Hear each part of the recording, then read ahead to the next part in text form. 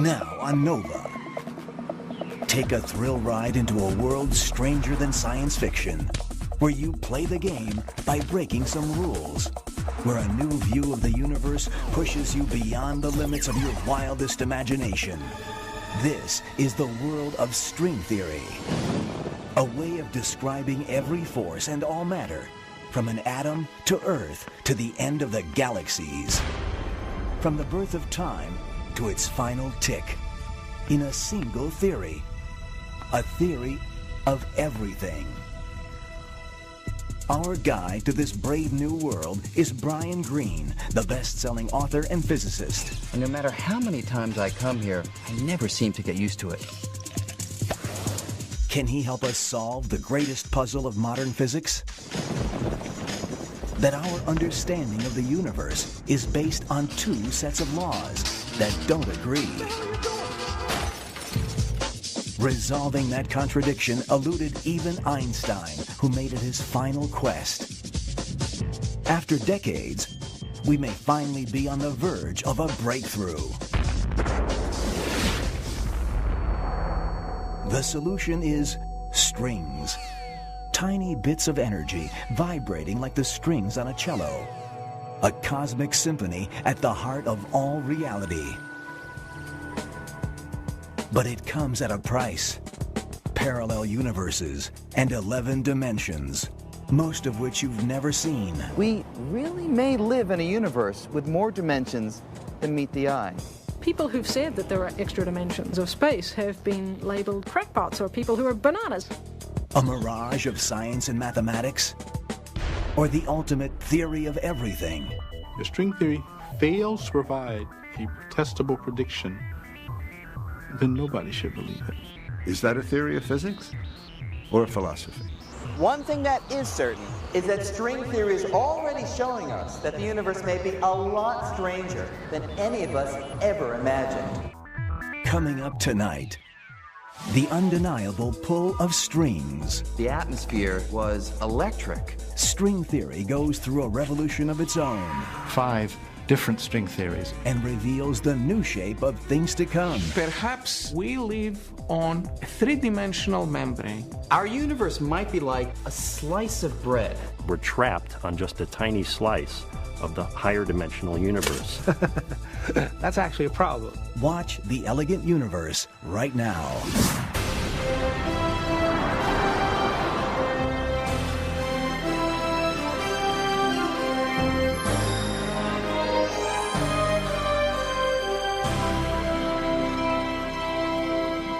Major funding for NOVA is provided by the Park Foundation. We see 400 employees in 3 years. At Microsoft, your potential inspires us to create software that helps you reach it. Your potential, our passion. Science. It's given us the framework to help make wireless communications clear. Sprint is proud to support NOVA. Funding for the Elegant Universe is provided by the Alfred P. Sloan Foundation to enhance public understanding of science and technology. And by the National Science Foundation, America's investment in the future. Additional funding is provided by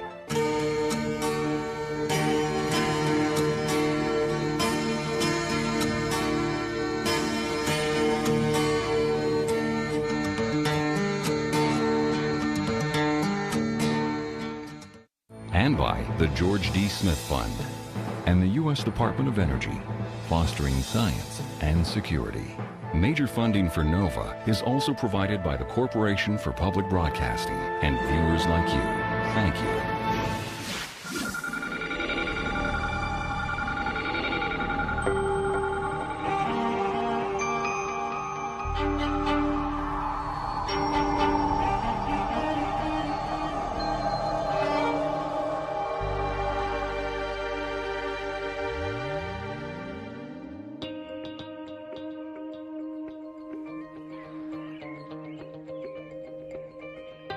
Imagine that we were able to control space. or control time. The kinds of things that we'd be able to do would be amazing. I might be able to go from here to here, to here, to here, and over to here in only an instant. Now, we all think that this kind of trip would be impossible, and it probably is. But in the last few years, our ideas about the true nature of space and time have been going through some changes, and things that used to seem like science fiction are looking not so far-fetched. It's all thanks to a revolution in physics called string theory, which is offering a whole new perspective on the inner workings of the universe. String theory holds out the promise that we can really understand questions of why the universe is the way it is at the most fundamental level. String theory is really the Wild West of physics. This is an area of theoretical physics which is so radically different from anything that's been before. This radical new theory starts with a simple premise that everything in the universe, the Earth, these buildings, even forces like gravity and electricity, are made up of incredibly tiny, vibrating strands of energy called strings. And small as they are, strings are changing everything we thought we knew about the universe, especially our ideas about the nature of space. To see how, let's first shrink all of space to a more manageable size. Imagine that the whole universe consisted of nothing more than my hometown, Manhattan. So now, just one borough of New York City makes up the entire fabric of space. And just for kicks, let's also imagine that I'm the CEO of a large corporation with offices on Wall Street. Because time is money, I need to find the quickest route from my apartment here in Upper Manhattan to my offices in Lower Manhattan. Now, we all know that the shortest distance between 2 points is a straight line, but even if there's no traffic, a bit of a stretch, even in our imaginary Manhattan, it'll still take us some amount of time to get there. By going faster and faster, we can reduce the travel time, but because nothing can go faster than the speed of light, there's a definite limit to how much time we can cut from our journey.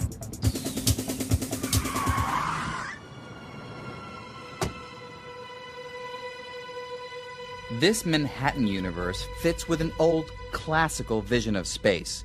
Basically, a flat grid that's static and unchanging. But when Albert Einstein looked at the fabric of space, he saw something completely different. He said that space wasn't static. It could warp and stretch. And there could even be unusual structures of space, called wormholes. A wormhole is a bridge or a tunnel that can link distant regions of space. In effect, a cosmic shortcut. In this kind of universe, my commute would be a New Yorker's dream. But there's a hitch. To create a wormhole, you've got to rip or tear a hole in the fabric of space. But can the fabric of space really rip? Can this first step toward forming a wormhole actually happen? Well, you can't answer these questions on an empty stomach.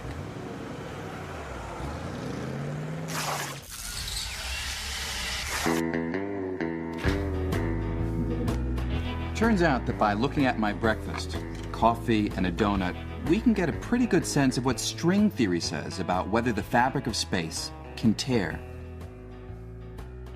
Imagine that space is shaped like this donut. You might think that it would be very different from a region of space shaped like this coffee cup. But there's a precise sense in which the shape of the donut and the coffee cup are actually the same, just a little disguised. You see, they both have one hole. In the donut, it's in the middle, and in the coffee cup, it's in the handle. That means we can change the donut into the shape of a coffee cup and back again without having to rip or tear the dough at all. Okay, but suppose you want to change the shape of this donut into a very different shape, a shape with no holes. The only way to do that is to tear the donut like this, and then reshape it.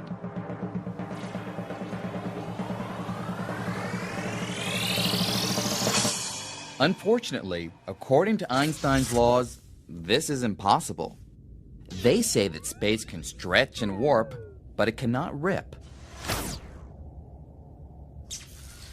Wormholes might exist somewhere fully formed, but you could not rip space to create a new one over Manhattan or anywhere else. In other words, I can't take a wormhole to work.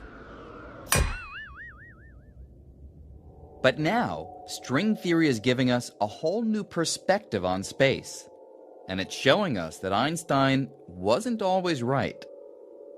To see how, let's take a much closer look at the spatial fabric. If we could shrink down to about a millionth of a billionth of our normal size, we'd enter the world of quantum mechanics. The laws that control how atoms behave. It's the world of light and electricity and everything else that operates at the smallest of scales. Here, the fabric of space is random and chaotic. Rips and tears might be commonplace. But if they were, what would stop a rip in the fabric of space from creating a cosmic catastrophe? Well, this is where the power of strings comes in. Strings calm the chaos. And as a single string dances through space, it sweeps out a tube. The tube can act like a bubble that surrounds the tear, a protective shield with profound implications. Strings actually make it possible for space to rip. Which means that space is far more dynamic and changeable than even Albert Einstein thought. So, does that mean that wormholes are possible?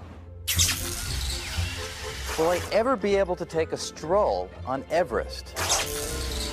Grab a baguette in Paris? And still make it back to New York in time for my morning meeting? It would be kind of cool, though it's still a very distant possibility. But one thing that is certain is that string theory is already showing us that the universe may be a lot stranger than any of us ever imagined. For example, string theory says we're surrounded by hidden dimensions, mysterious places beyond the familiar three-dimensional space we know.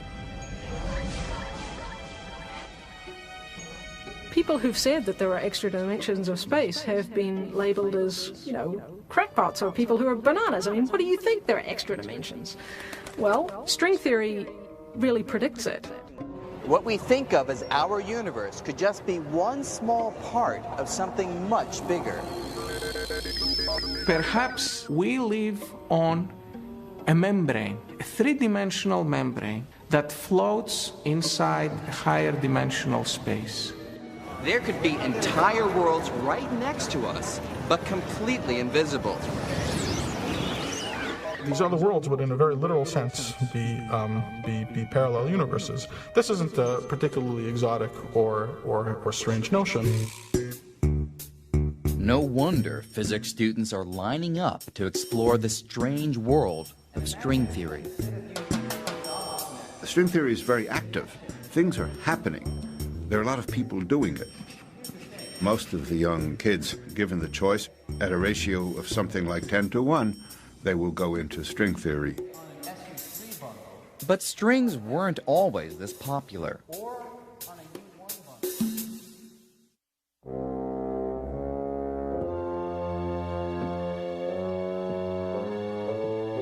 The pioneers of string theory struggled for years, working alone on an idea that nobody else believed in. Here's the gist of it. For decades, physicists believed that the tiniest bits inside an atom were point particles. Flying around the outside were the electrons, and inside were protons and neutrons, which were made up of quarks. But string theory says that what we thought were indivisible particles are actually tiny vibrating strings. It's nothing really mystical. It's a really tiny string. It either closes into its little circle or it has endpoints, but it's just a little string.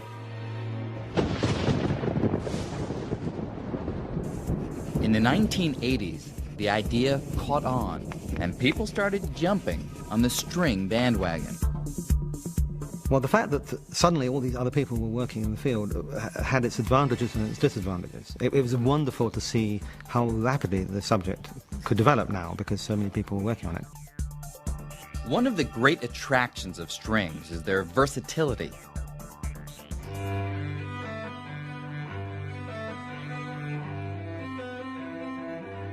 Just as the strings on a cello can vibrate at different frequencies, making all the individual musical notes, in the same way, the tiny strings of string theory vibrate and dance in different patterns, creating all the fundamental particles of nature. If this view is right, then put them all together and we get the grand and beautiful symphony that is our universe. What's really exciting about this is that it offers an amazing possibility. If we could only master the rhythms of strings, then we'd stand a good chance of explaining all the matter and all the forces of nature, from the tiniest subatomic particles to the galaxies of outer space.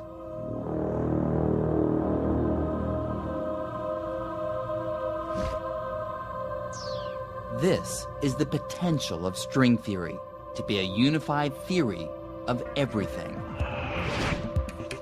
But at first sight, in our enthusiasm for this idea, we seem to have gone too far.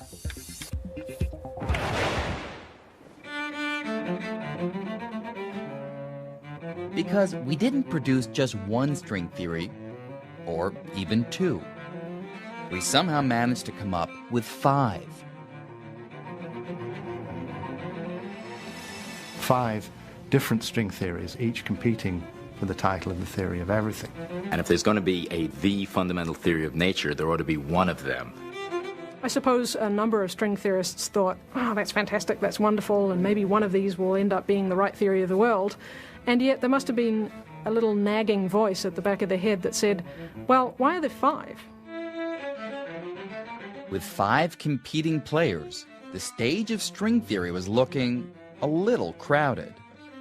The 5 theories had many things in common. For example, they all involved vibrating strings, but their mathematical details appeared to be quite different. Frankly, it was embarrassing. How could this unified theory of everything come in 5 different flavors? This was a case where more was definitely less. But then, something remarkable happened. This is Ed Witten. He's widely regarded as one of the world's greatest living physicists, perhaps even Einstein's successor. Ed Witten is a very special person in the field. He clearly has a grasp, particularly of the underlying mathematical principles, which is far greater than most other people. Well, you know, we all think we're very smart, and he's so much smarter than the rest of us. In 1995, string theorists from all over the world gathered at the University of Southern California for their annual conference. Ed Witten showed up at Strings 95 and rocked their world. I was really trying to think of something that would be significant for the occasion. And actually, since 5 string theories was too many, I thought I would try to get rid of some of them.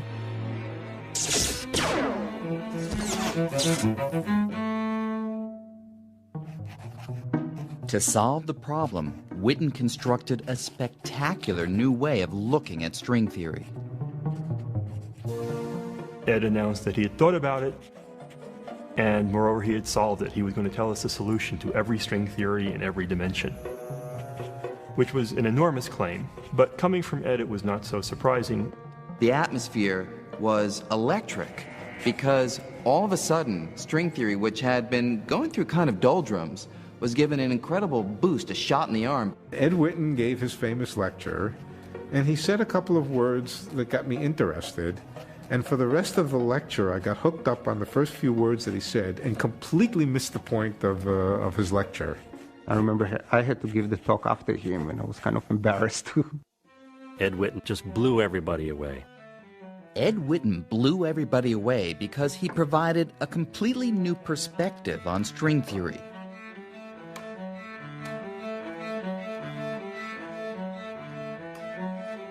From this point of view, we could see that there weren't really 5 different theories. Like reflections in a wall of mirrors, what we thought were 5 theories turned out to be just 5 different ways of looking at the same thing.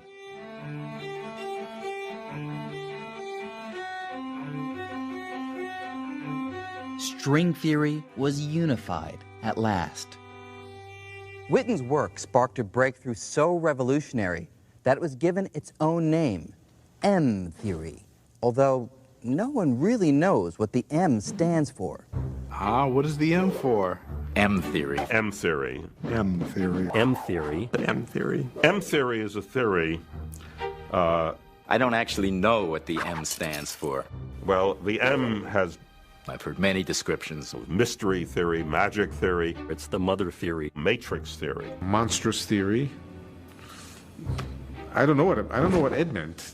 M stands for magic, mystery, or matrix, according to taste. I suspect that the M is an upside-down W for Witten.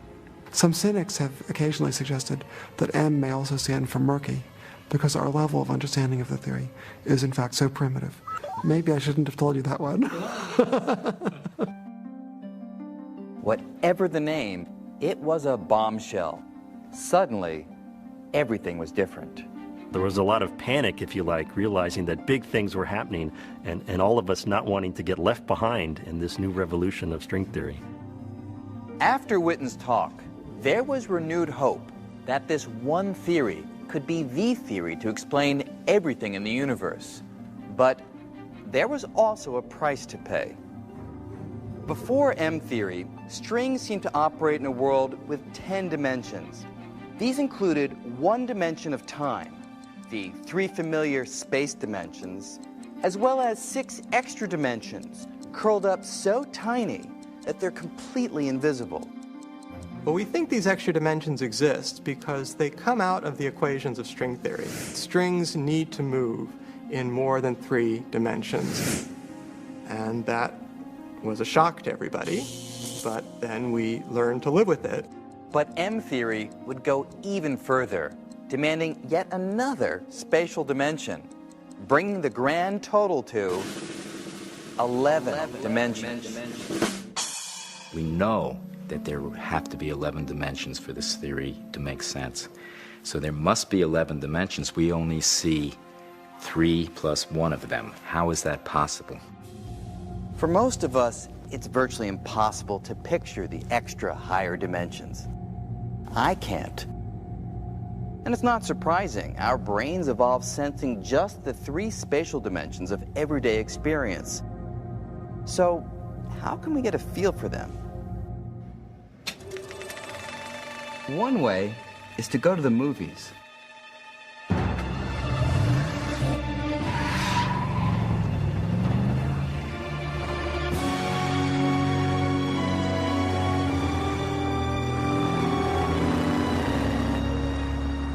We're all familiar with the real world having 3 spatial dimensions. That is, anywhere I go, I can move left, right, back, forth, or up, down. But in the movies, things are a bit different. Even though the characters on a movie screen look three-dimensional, they actually are stuck in just two dimensions. There is no back-forth on a movie screen. That's just an optical illusion. To really move in the back-fourth dimension, I'd have to step out of the screen. And sometimes moving into a higher dimension can be a useful thing to do.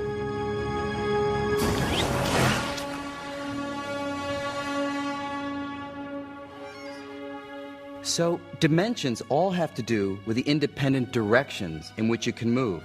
They're sometimes called degrees of freedom. The more dimensions or degrees of freedom you have, the more you can do. That's right.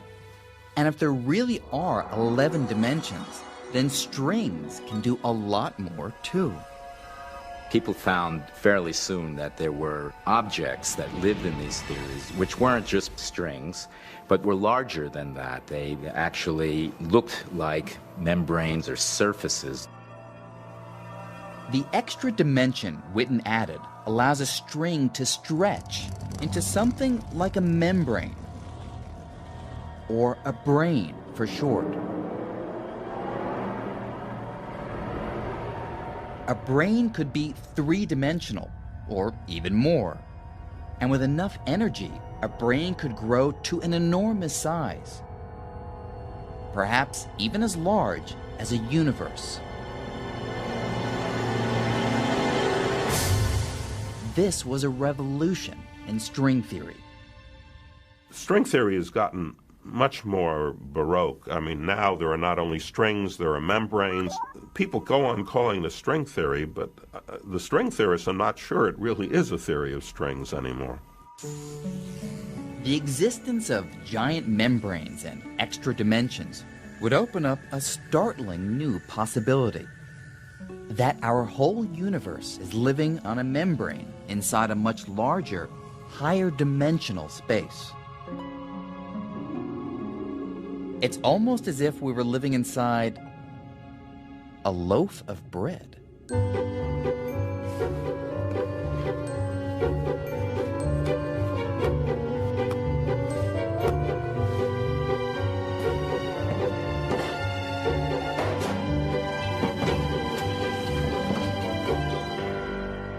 Our universe might be like a slice of bread, just one slice, in a much larger loaf that physicists sometimes call the bulk.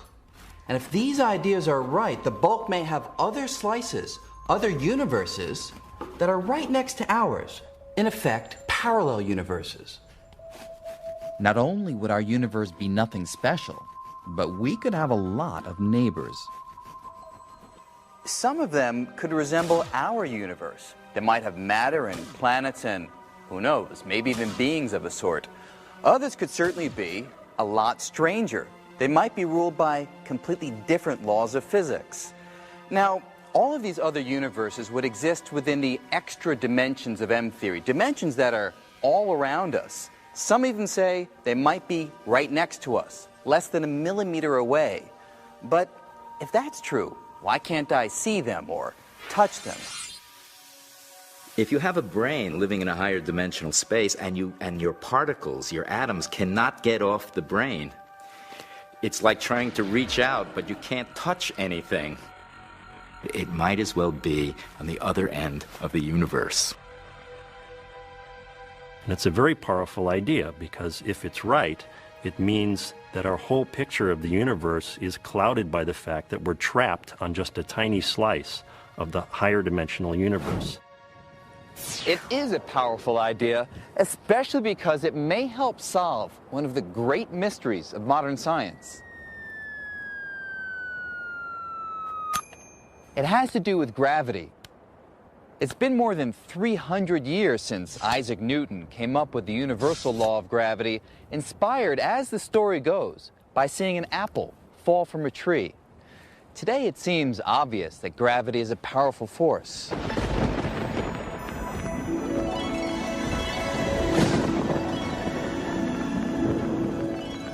It would seem to most people that gravity is a very important force. It's very strong. It's very hard to get up in the morning, stand up. And when things fall, they break because gravity is strong. The fact of the matter is that it's not strong. It's really a very weak force. Gravity pulls us down to the Earth and keeps our Earth in orbit around the sun. But in fact, we overcome the force of gravity all the time. It's not that hard.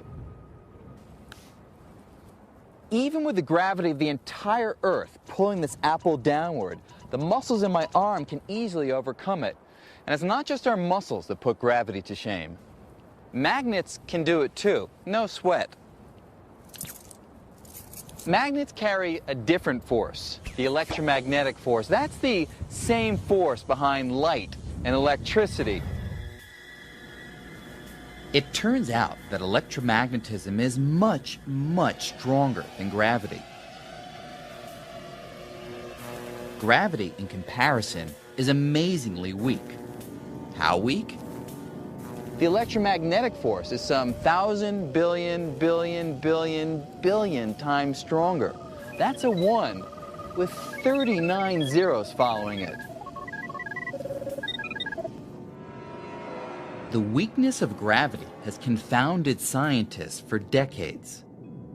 But now, with the radical world of string theory, filled with membranes and extra dimensions, there's a whole new way to look at the problem. One way of approaching the question of why gravity is so weak compared to all the other forces is to turn the question completely on its head and say, no, actually, gravity isn't very weak compared to all the other forces. It just appears to be weak. It may be that gravity is actually just as strong as electromagnetism, but for some reason, we can't feel its strength. Consider a pool table, a very large pool table.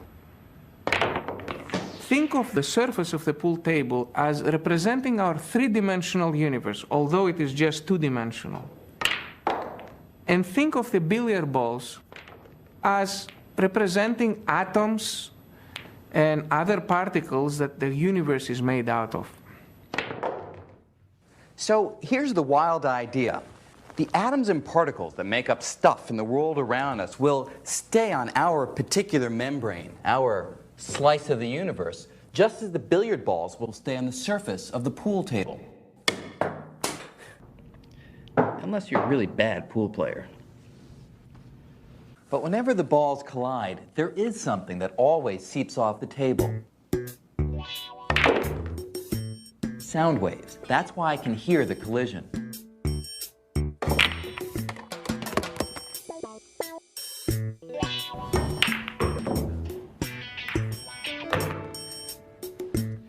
Now, the idea is that gravity might be like the sound waves. It might not be confined to our membrane. It might be able to seep off our part of the universe.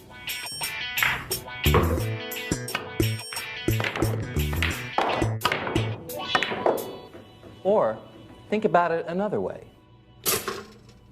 Instead of pool tables, let's go back to bread. Imagine that our universe is like this slice of toast, and that you and me and all of matter, light itself, everything we see is like jelly.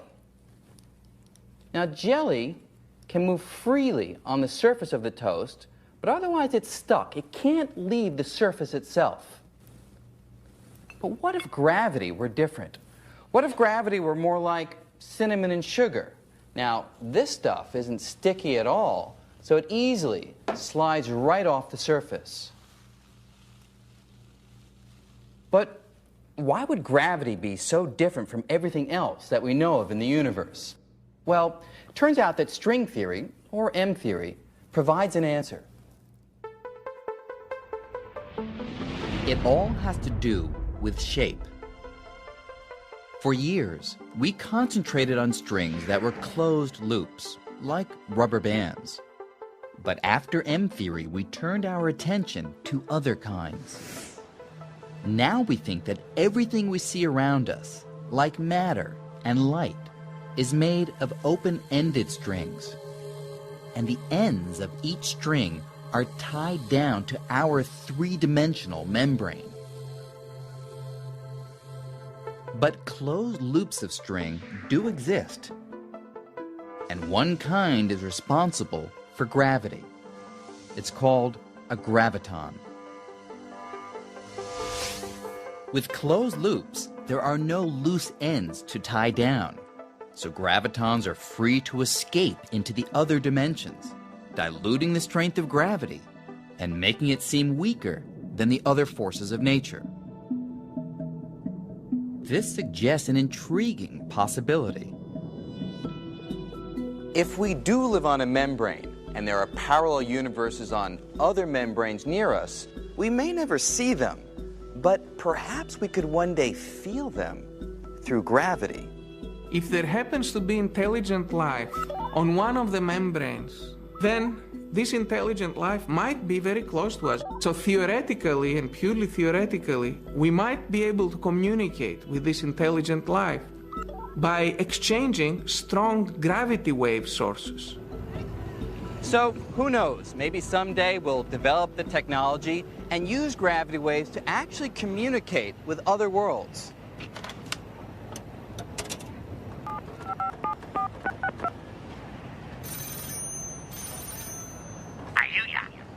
Yeah, hey, it's Brian. How you doing? Brian, what Jerry Woofalaba Jabba Simpsons?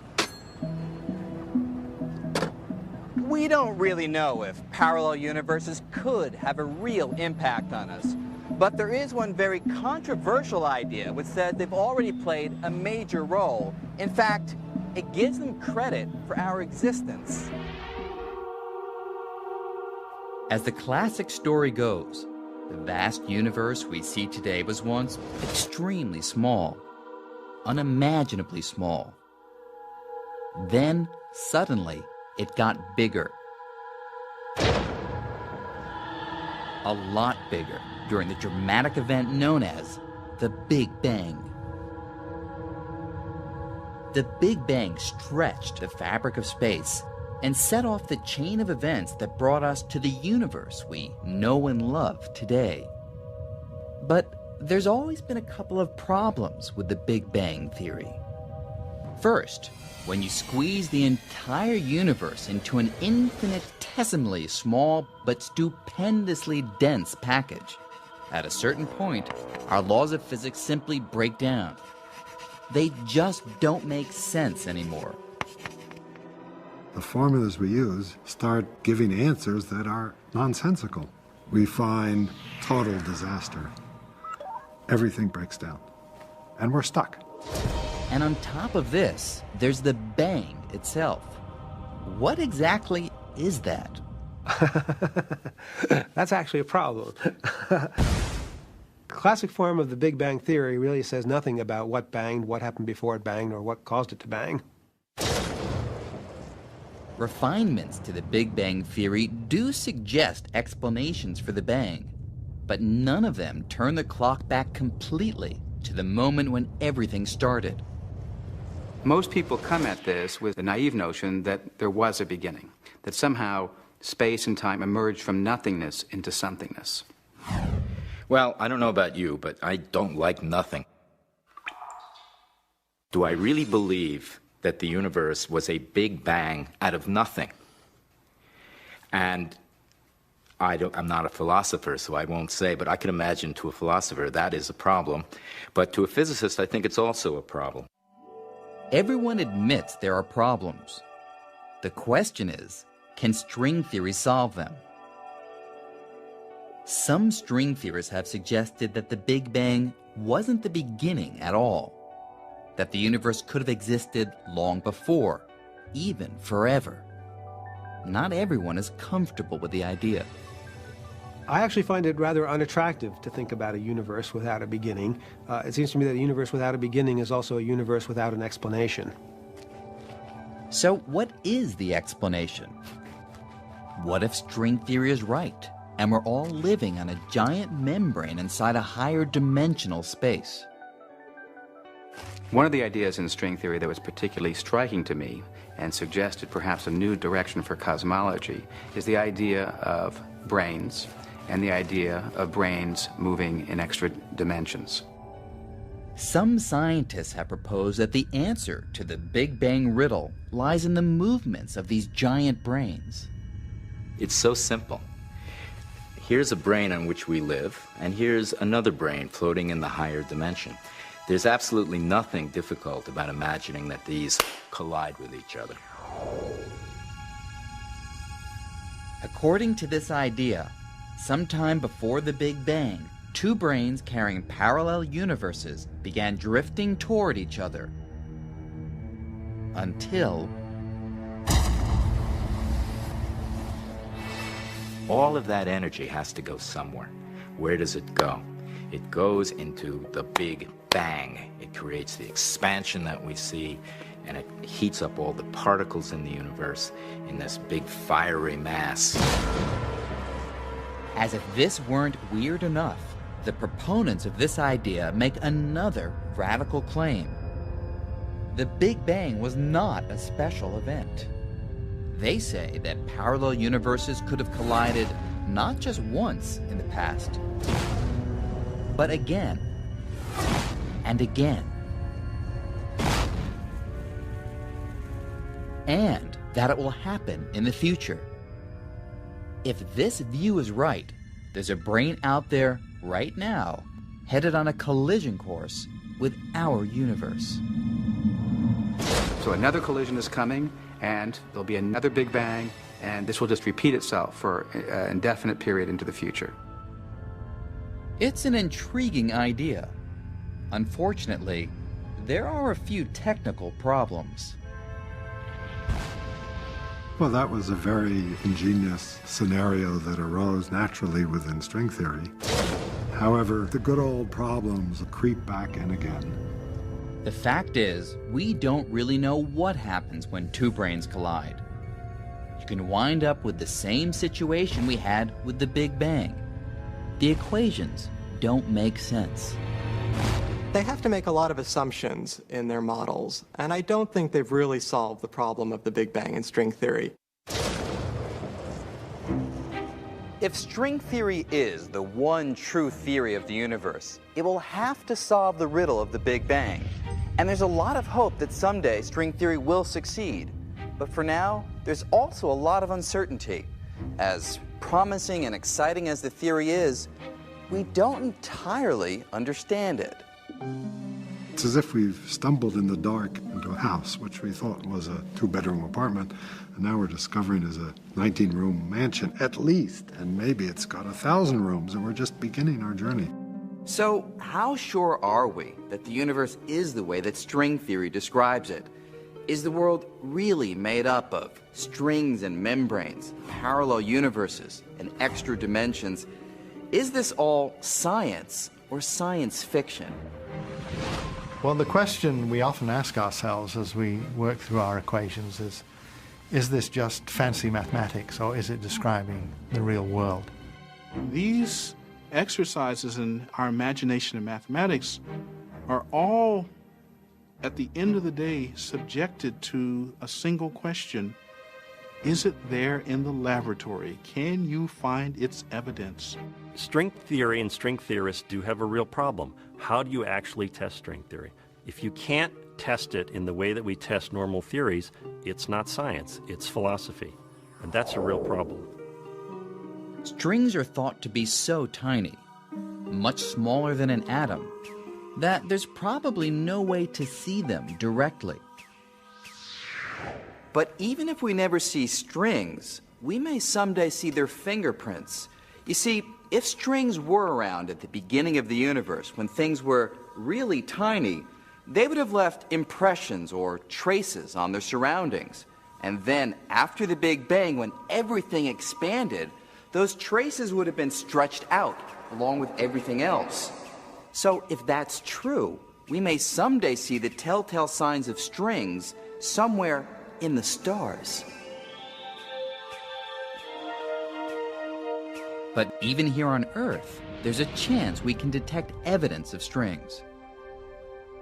This past year in Illinois serves as command central for a lot of this research. Well, actually, the real work happens underground, where the hunt is on for evidence supporting string theory, including extra dimensions. Not too many years ago, people who talked about large extra dimensions would have been considered crackpots, to put it lightly. But all that has changed thanks to string theory. This is Fermilab, and right now it's our best hope for proving that extra dimensions are real. Fermilab has a giant atom smasher. Here's how it works. Scientists zap hydrogen atoms with huge amounts of electricity. Later, they strip them of their electrons and send the protons zooming around a 4-mile circular tunnel beneath the prairie. Just as they're approaching the speed of light, they're steered into collisions with particles whizzing in the opposite direction.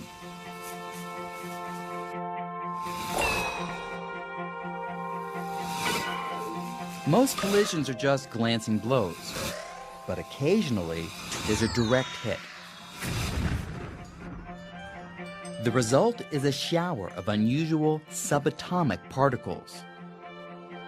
The hope is that among these particles will be a tiny unit of gravity, the graviton. Gravitons, according to string theory, are closed loops, so they can float off into the extra dimensions. The grand prize would be a snapshot of a graviton at the moment of escape. And then the graviton goes to the extra dimension, and then it shows in the detector by its absence. You see it by its absence. Unfortunately, Fermilab hasn't yet seen the vanishing graviton. And the pressure is on, because another team is hot on the same trail.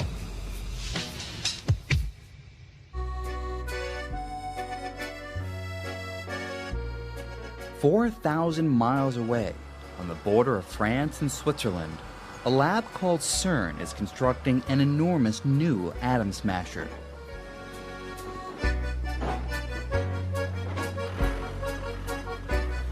When it's finished, it will be 7 times more powerful than Fermilab's.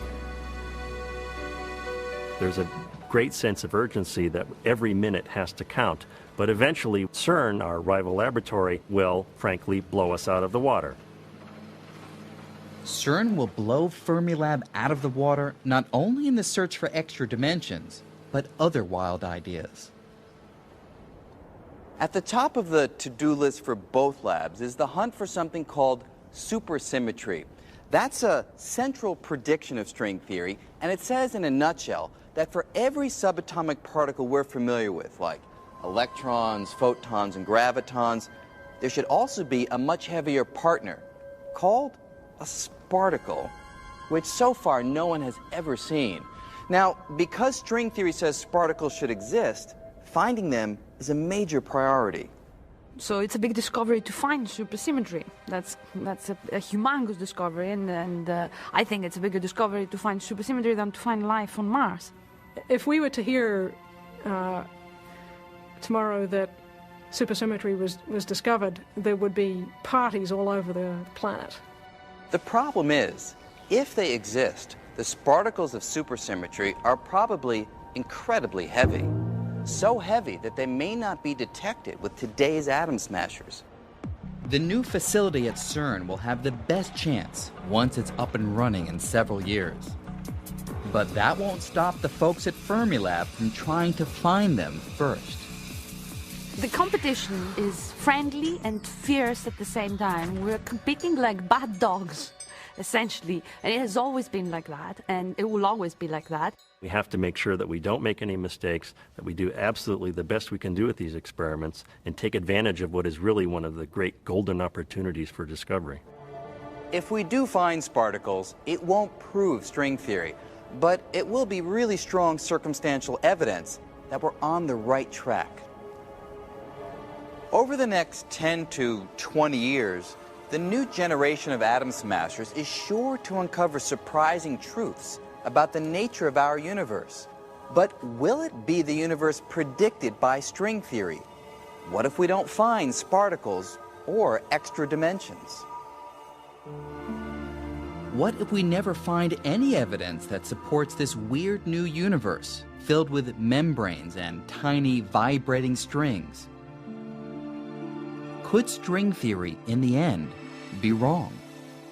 Oh yes, it's certainly a logical possibility that we've all been wasting our time for the last 20 years and that the theory is completely wrong.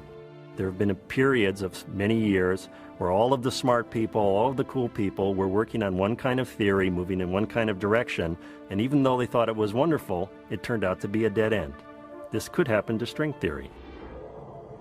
Even though there's no real evidence yet, so much of string theory just makes so much sense. A lot of us believe it's just got to be right. I don't think it's ever happened that a theory that has the kind of mathematical appeal that string theory has turned out to be entirely wrong. I would find it hard to believe that that much elegance and mathematical beauty would simply be wasted. I don't really know how close we are to the end. You know, are we almost there and having the complete story? Is it going to still be another 10 years? Nobody knows. But I think it's going to keep me busy for a long time. We have been incredibly lucky. Nature has somehow allowed us to unlock the keys to many fundamental mysteries already. How far can we push that? We won't know until we try. A century ago, some scientists thought they had pretty much figured out the basic laws of the universe. But then Einstein came along and dramatically revised our views of space and time and gravity. And quantum mechanics unveiled the inner workings of atoms and molecules, revealing a world that's bizarre and uncertain. So, far from confirming that we had sorted it all out, the 20th century showed that every time we looked more closely at the universe, we discovered yet another unexpected layer of reality. As we embark on the 21st century, we're getting a glimpse of what may be the next layer. Vibrating strings, sparticles, parallel universes, and extra dimensions. It's a breathtaking vision, and in a few years, experiments may begin to tell us whether some of these ideas are right or wrong. But regardless of the outcome, we'll keep going because, well, that's what we do. We follow our curiosity. We explore the unknown. And 100 or 1,000 years from now, today's view of the cosmos may look woefully incomplete, perhaps even quaint. But undeniably, the ideas we call string theory are a testament to the power of human creativity. They've opened a whole new spectrum of possible answers to age-old questions. And with them, we've taken a dramatic leap in our quest to fully understand this elegant universe.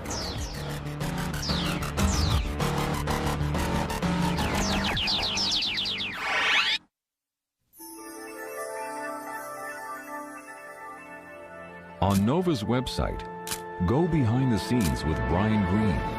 Journey into the subatomic world. Play with strings. Picture other dimensions and much more. Find it on pbs.org.